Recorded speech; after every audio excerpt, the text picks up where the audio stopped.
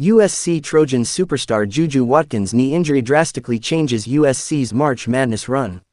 Watkins suffered a knee injury during a women's NCAA tournament matchup between the number 1 seed Trojans and the 9 seed Mississippi State Bulldogs. As the Trojans were up by double digits in the first quarter, Watkins ran down the court, potentially pushing for her next score in transition to extend the lead. The sophomore guard and a Bulldogs defender were in lockstep when suddenly, she went down to the floor and immediately grabbed her right knee. A hush fell over the crowd as Watkins winced in pain, and Trojans training staff ran to be by her side.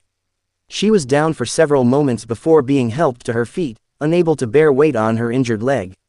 Watkins was carried off the court and into the locker room and did not return during the Trojans' 96-59 second-round win.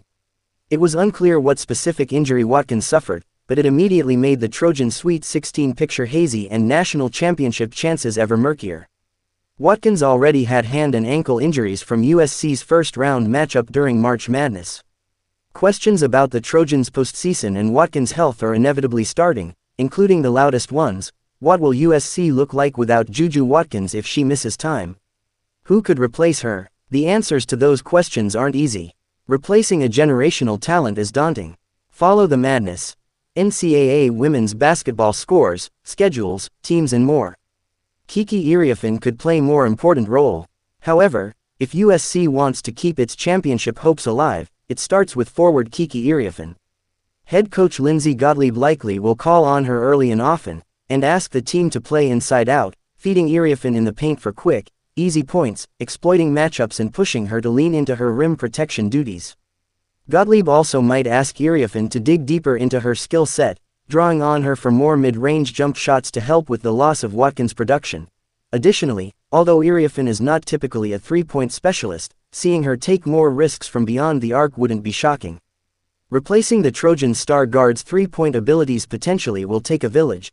The Trojans also will turn to the guards on their roster to replace Watkins. Oregon State transfer Talia von Elhoffen is the likely choice to step into point guard duties instantly. The Trojans guard has the experience to handle being USC's floor general, and while not the defender that Watkins is, she's solid on the defensive as long as she stays out of trouble. USC also might turn to freshman sensation Kennedy Smith, who has built a strong on-court chemistry with Watkins through the season as she found a spot in the Trojans' starting lineup.